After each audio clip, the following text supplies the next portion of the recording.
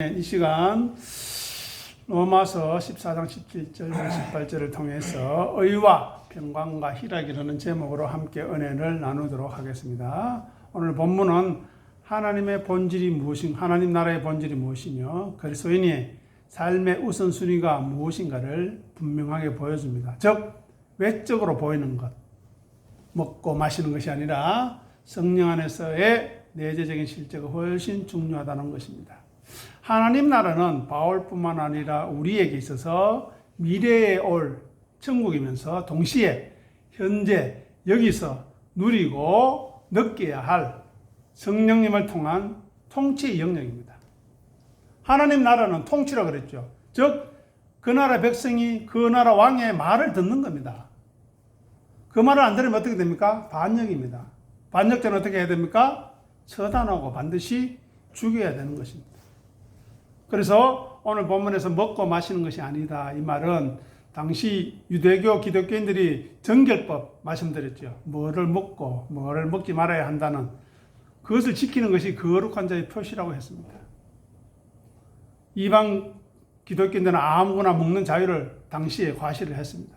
그래서 바울은 이 모든 종교적인 외형이나 규례가 하나님의 본질이 아니라 성령님 안에 있는 의와 평강과 희락이라는 것입니다. 의는 무엇입니까?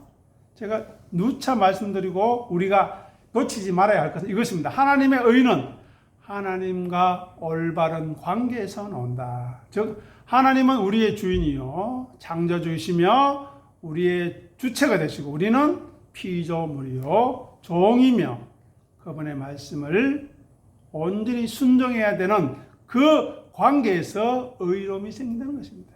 자기 고집 피우고 자기 생각만 주장하는 사람은 의롭지 못한 사람입니다. 두 번째, 평강은 무엇입니까? 예수 그리스도의 피로 덧입은, 그래서 자기가 죽은 자들이 믿음으로 고백하는 그 관계 속에서 이루어지는 평강입니다. 자기가 죽었는데 싸울 일이 있습니까? 자기 주장할 일이 있습니까? 없잖아요. 왜 다툼이 일어날까요? 자기가 살아있기 때문입니다. 예수가 산 것이 아니고. 세 번째, 희락. 내 상황이나 음식과 관계없이, 내 조건과 관계없이 누리는 영적인 기쁨입니다. 우리 교회에 한 50명, 60명이 차고 넘쳐서 함께 찬양하고 기쁘고 좋은 아름다운 교제를 나누어도 기쁘고, 사람이 적고 없어서 좀 쓸쓸해 보이지만 하나님이 주시는 말씀이 나에게 힘과 능력이 될 때 누리는 기쁨이라는 것입니다. 그래서 오늘 보면 17절은 하나님 나라가 외형적인 규칙이나 인간의 만족, 먹고 마시는 것이 있지 않고 성령님 안에서 이루어지는 내면적이고 관계적인 변화에 있다는 것입니다. 즉 우리의 본능과 욕구를 십자가에 못 박고 성령님의 통치에 순종할 때, 굴복할 때 비로소 경험되는 것입니다. 그래서 우리는 우리의 옛사람의 본능의 죽음과 성령님의 통치가 무엇인가를 생각해야 합니다. 먹고 마시는 것이 아니라는 것은 육체적인 자아를 부인하는 것을 말합니다. 왜냐하면요, 우리 인간은 먹고 마셔야 힘을 내지요. 한 끼, 아니 하루, 이틀, 일주일 한번 굶어 보십시오. 힘이 하나도 없습니다. 움직이지는 못합니다. 먹고 마시는 것은 인간의 가장 기초적인 생존 본능이자 육체적인 욕구입니다. 그죠? 그런데 바울 당시 어떤 사람들은 먹는 자유가 자기의 정체성이었고 어떤 이들은 율법을 준수가 자기의 의였습니다. 이것을 아니라고 하는 것은, 즉 내 배를 채우는 만족, 나의 취향, 내 육신의 권리의 주장, 내가 옳다라는 그 주장을 그 본능을 십자가에 못 박는 행위라는 것입니다. 하나님 나라는 내가 무엇을 묻고 싶다, 내가 어떻게 하고 싶다, 내 주장을 부리고 싶다 하는 그 자기의 목소리가 죽은 자리에서 시작되는 것이지, 자기 목소리를 내는 사람은 하나님 나라가 무엇인지를 이해하지 못한다는 것입니다. 다음으로 오직 성령 안에 있는 것이라 했습니다. 이것은 내 영에서 하나님의 영으로, 거룩한 영으로 옮겨가는 것입니다. 옛사람은 항상 내가 주인이 되려고 합니다. 그죠? 어디서든지 앞서려고 합니다. 하지만 하나님의 나라는 거듭권이 성령님께로 완전히 넘어간 상태입니다. 그래서 자기 십자가를 진다는 것은 내 생각과 판단을 멈추고 철저히 성령님의 인도하심에 나를 복종시키는 것. 그래야만, 내가 죽어야만 성령님이 일하시기 때문입니다. 그래서 여기서 의라는 것은 자기 의를 포기하라는 것입니다. 법적인 옳음뿐만 아니라 인간관계적인 옳음뿐만 아니라 사람들은 내가 맞고 네가 틀렸다고 싸웁니다. 그죠? 너는 했나? 했니? 나는 안 했니? 싸웁니다. 그러나 하나님의 나라의 의는 내 옳음과 잘남과 나의 헌신과 내 체면을 드러내고 주장하고 증명하는 자기 의를 십자가에 못 박고 상대를 용납하는 하나님의 의를 따르는 것입니다. 내가 옳음에도 불구하고 형제를 위해서 져주는 것, 기다려주는 것, 손해보는 것, 희생하는 것, 이것이 자기 부인을 통해 얻은 진짜 의입니다. 나는 예전에 나를 욕하고 나를 인정해주지 않으면 화가 나고 짜증나고 신경질적이었는데 그런 것이 사라지고 져주는데도 마음이 편안하고 손해보는데도 기쁜 그런 자리로 나아가는 것입니다. 그리고 평강은 권리의 포기를 통한 희생입니다. 평화는 거저 오지 않습니다. 그죠? 거저 올 것 같으면 예수님이 십자가에 죽을 이유가 없었습니다. 예수님이 십자가에 찢기심으로 평화를 만드셨듯이 공동체의 평강은 누군가가 자기의 성질과 자존심을 죽일 때 만들어지는 것입니다. 예전에 저렇게 신경질 부리고 자기 고집만 피우던 사람이 어떻게 저렇게 말씀을 통해 변화가 되었지? 내가 너무 부끄럽구나. 나도 최소한 저분만큼은 돼야 되겠다. 저분 뒤는 따라야 되겠다 하는 그런 생각과 의식들이 우리 안에 영향을 미쳐야 한다는 것입니다. 그런데 나는 억울해서 못 참겠다. 도저히 내가 감정상에서 못 참겠다. 소리치고 싶은 그 자기를 부인하고 침묵할 때 억지가 아니라 기꺼이 은혜의 의미를 아는 사람으로서 그렇게 할 때 그 희생의 터 위에 하나님의 평강이 임한다는 것입니다. 우리의 자아가 살아서는 결코 평강을 이룰 수 없습니다. 거기는 싸움밖에 없습니다. 다음으로 희락입니다. 우리의 상황과 조건을 초월한 기쁨입니다. 육신의 기쁨이 무엇입니까? 오늘 점심 맛있는 거 고기 먹고 내가 좋아하는 거 먹고 과일 먹고 그죠? 세계 최고의 요리 먹고 그런 것 아닙니까? 입의 즐거움 아닙니까? 그리고 띵가띵가 놀고 즐겁게 노는 것, 포도주를 마실 때 오는 그런, 술 마실 때 오는 그런 기쁨입니다. 하지만 성령님의 기쁨은 내가 원하는 상황이 십자가에서 거절당했다 할지라도 주님 한 분만으로 만족할 때, 감사할 때 터져나오는 것입니다. 세상 쾌락에 대한 욕구가 죽고 오직 하나님만으로 채워지기를 갈망하는 자에게 주시는 하나님의 기쁨인 것입니다. 자, 그러면 빌립보서 3장 19절 아까 말씀드렸던 찾으셔서 우리 같이 읽어보겠습니다. 뒤로 가셔서 빌립보서 3장 19절 찾으셔서 같이 읽어보겠습니다. 읽겠습니다. 그들의 마침은 멸망이요 그들의 신은 배요 그 영광은 그들의 부끄러움에 있고 땅의 일을 생각하는 자라. 아멘. 여기 보면 그들의 신이 누구라고요? 배. 내 배가 든든해야, 내 배가 차야 된다는 것입니다. 즉 내가 배가 고프고 내가 내 체면 꾸기고 나를 인정해주지 않으면 어떻게 해요? 자기가 신이니까 상대를 죽여 없애버리겠다는 것입니다. 그래서 그들의 마침이 멸망이라는 것입니다. 그들은 영광을 추구하는데, 좋은 것을 추구하는데 부끄러움이라, 영광이 부끄러움입니다. 그러면서 뭘 생각한다고요? 땅의 일만 생각해요. 개 보십시오. 제가 우리 집에 같이 지내는 개를 보는데 개는 항상 고개를 숙입니다. 왜냐? 땅에 무언가 냄새를 맡아야 되거든요. 개가 냄새를 일주일 전에 냄새도 맡는다고 합니다. 개는 고개를 들고 돌아다니지 않습니다. 항상 땅에 냄새를 납니다. 그래서 개와 돼지한테는 진주를 던지지 말라 하는 그 말입니다. 개는 땅에 냄새 맡고 돼지는 뭐요? 먹어야. 배불러야 만족하는 인간을 상징하기 때문입니다.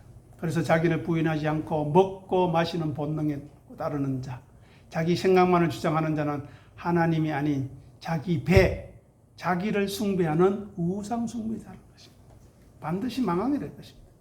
주님, 저는 먹고 마시는 것, 육체적인 만족이나 내 권리, 내 주장을 추구하려는 나의 옛자를 거절합니다. 비록 내가 손해보고 내 뜻대로 되지 않아도 괜찮습니다. 내 자아가 주은 그 자리에 오직 성령님께서 주시는 하나님의 의와 평강과 기쁨만이 통치하게 하시옵소서. 나의 왕국이 무너지고 당신의 왕국이 세워지기를 원합니다. 그렇게 고백하는 사람이 믿음의 사람인 것입니다. 자, 다음으로 18절 보시기 바랍니다. 여기 보면 자기 부인과 자기 십자가의 신학이 실제의 삶 속에서 어떻게 열매 맺는지를 보여주는 것입니다.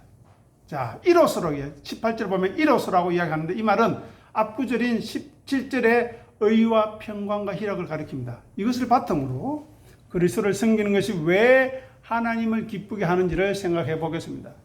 그 전제는 이로써 그리스도를 섬긴다는 것입니다. 즉 예수님을 섬긴다는 것이 무엇인지를 정리해야 합니다.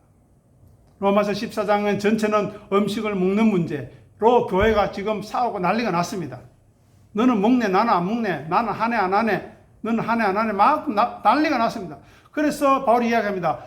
그게 아니라 그리스도를 섬긴다는 것은 교회 봉사를 열심히 하는 것으로 자기 자랑하는 것이 아니라 나의 먹을 자유, 내 권리를 형제를 위해 포기하는 것입니다.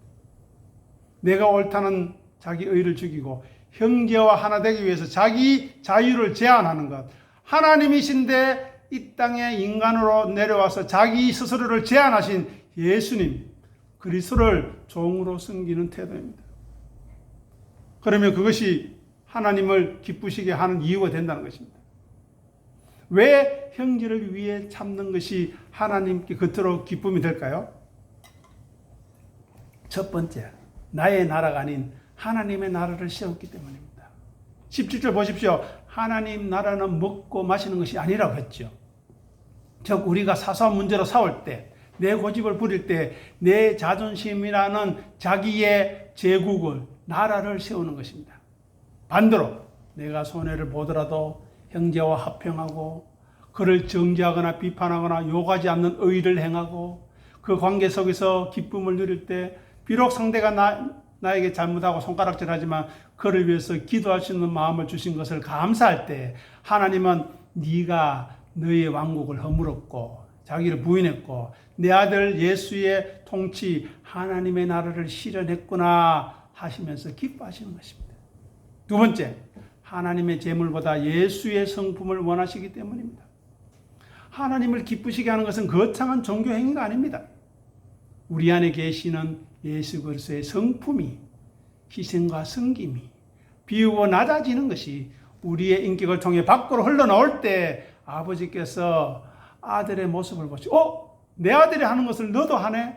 라고 기뻐하신다는 것입니다. 형제 하나를 실족하게 하지 않으려고 내 권리를 포기하는 것은 십자가를 지신 예수님과 닮은 것이 아니겠습니까? 하나님은 그렇게 복사판처럼 닮은 아들의 모습을 우리에게서 발견할 때 감동하시는 것입니다. 한번 생각해 보시면 하나님이 우리가 고집 피우고 욕심 부리는 거 보고 좋아하시겠습니까? 그러면 그렇게 하십시오. 소리 지르고 손가락질하고 남에 대해서 욕하는 걸 하나님이 기뻐하실 것 같으면 그렇게 하십시오. 말릴 수 없습니다. 다음에 하나님을 기쁘시게 하는 구체적인 의미를 생각해 보겠습니다. 그 섬김의 본질은 세 가지 자기 부인의 열매로 나타납니다. 의, 희락, 평강. 자기 의 대신에 성령님 안에서 의를 추구합니다. 인간은 누구나 내 생각이 맞지, 내가 옳지 라고 증명하고 싶어 합니다. 그죠? 내 말이 맞아요. 내 말 들어요. 그렇게 이야기합니다. 그러나 그리스도를 섬기는 사람은 그 욕망을 부인하는 사람입니다. 하나님을 기쁘시게 하는 것은 내가 신앙적으로 옳음을 증명해서 남을 이기는 것이 아니라 형제를 사랑함으로 섬김으로 율법의 마침이 되시는 예수님의 의를 선택하는 것입니다. 그러니 우리는 옳고 그름의 싸움을 넘어서 사랑의 차원으로 들어가는 것이 하나님의 원하시는 의입니다. 불화되신 평강을 선택해야 합니다. 내가 옳다는 주장만 계속하게 되면 관계는 깨어집니다. 왜냐? 우리는 100% 옳은 사람이 아닙니다. 하나님은 그런 분열을 싫어하십니다. 그리스도를 섬기는 자는 내가 죽어야 내 가정이 살고 내가 죽어야 교회가 평안하다는 십자가의 원리를 아는 자입니다. 그런데 우리는 어떻습니까? 소리 지르죠. 왜 나를 이렇게 취급하냐고 소리 지릅니다. 저도 마찬가지입니다. 왜 나를 이렇게 취급하냐고 소리 지르고 싶습니다. 하지만 내 자존심이 죽은 자리에 임하는 고요한 평화, 그것이 하나님께 향기로운 제물이 된다는 것입니다. 다음으로 쾌락 대신 희락을 누리게 됩니다. 세상의 기쁨은 내가 원하는 대로 되었을 때 옵니다. 특히 돈 많이 벌었을 때, 내 자녀가 잘 될 때 기쁘지요, 즐겁지요. 그러나 성령님의 희락은 내가 죽고 형제가 살아나는 것을 볼 때 오는 기쁨입니다. 이거는 세상의 기쁨과 비교할 수 없습니다. 우리의 자유가 제한당한다 할지라도 형제가 믿음 안에 바로 서는 것을 보고 기뻐할 수 있다면 그것은 더 이상 내가 사는 것이 아니라 내 안에 예수가 사시는 증거이기 때문에 하나님이 기뻐하신다는 것입니다.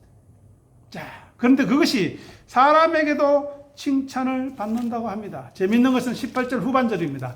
하나님만 기쁘시게 하는 것이 아니라 사람에게도 칭찬을 받는다, 검증을 받는다고 이야기합니다. 무슨 말일까요? 그 이유는 독선적이고 율법적인 신앙은, 자기밖에 모르는 신앙은 자기는 하나님을 잘 섬긴다고 생각하지만 주변 사람이 힘들어합니다. 왜? 자기 부인이 없기 때문입니다. 그러나 자기를 부인하고 의와 평강과 희락을 쫓는 사람은 주변 사람들에게 감동을 줍니다. 세상 사람들도 저 사람은 진짜다, 저 사람이 믿는 예수는 뭔가 다르다, 나도 그 예수 한번 알아보고 싶다 라는 말을 하게 된다는 것입니다. 그런 인정을 받게 된다는 것입니다. 그런 면에서 칭찬이라는 것이지 인간적인 체면을 세워주는 말이 아닙니다. 그래서 십자가의 흔적, 배려와 양보와 희생, 섬김과 자기 비움과 낮아짐은 믿지 않는 자들의 양심까지도 울리는 힘이 될 것입니다. 물론 성령님이 역사하실 때 그렇겠죠. 그래서 오늘 18절의 말씀을 요약하면 이렇습니다. 하나님이 가장 기뻐하시는 삶은 비본질적인 것, 먹고 마시는 문제, 자존심, 체면, 내 고집에 목숨을 걸지 않는 것입니다. 다만 본질적인 것, 하나님 나라와 의와 평강과 희락을 위하는 것입니다. 나의 자유와 권리를 십자가에 못 박는 것입니다. 이렇게 우리의 자아를 부인하며 형제를 섬길 때, 남을 나보다 낮게 여길 때, 귀하게 여길 때 하나님은 우리 안에 있는 그 예수의 흔적을 보시고 기뻐하시는 것입니다. 그런데 그것은 아무나 할 수 없습니다. 쉽게 할 수 없습니다. 제 안에도 찾아보기 힘듭니다. 하지만 우리는 그 은혜를 구해야 합니다. 힘들고 어려울 때 짜증 내지 말고 무조건 꾹꾹 참으라는 말이 아닙니다. 제가 말씀드리는 게 이것입니다. 화나고 짜증나고 힘들 때 화를 내시고 소리 지르십시오. 다만 내가 여전히 이렇게밖에 할 수 없구나 하는 자신을 알고 인정하고 하나님의 은혜를 구하는 기도의 자리로 나아오라는 것입니다. 그것이 은혜로운 사람입니다. 그 훈련이 조금씩 되어갈 때 예전에는 소리 지르고 화내고 짜증내고 자기 분을 참지 못해서 방방거렸는데 이제는 그것이 차츰 조금씩 덜해지더라는 것입니다. 그 은혜가 우리 가운데 넘치기를, 올 한 해의 삶 가운데 풍성하기를 간절히 소원합니다. 기도하겠습니다. 아버지 하나님, 은혜를 감사합니다. 하나님의 나라는 먹고 마시는 것이 아니라 내 생각과 내 고집을 주장하는 것이 아니라 의와 평강과 희락에 있음을, 하나님과 내가 피조물과 창조주의 자리를 지키는 것이 우리의 의가 되는 것이고, 예수 그리스도의 피로 덧입음 받는, 그래야 우리가 사라지고 오직 예수님의 은혜만 나타나는 것이 평강임을, 그리고 내 것을 주장하고 내 것을 고집하는 세상에, 그리하여 세상의 것을 남들보다 더 많이 없는 기쁨이 아니라 섬기는 자로, 낮아지는 자로, 비워지는 자로, 인정해 주지 않아도 몰라줘도 성령님이 주시는 평안과 기쁨과 감사로 살아갈 수 있는, 그리고 말씀을 들을 때마다 그 말씀이 주시는 힘과 능력을 덧입어서, 지혜를 덧입어서 주어진 삶을 살아갈 수 있음을 감사하는 귀한 은혜를 우리에게 더하여 주시옵소서.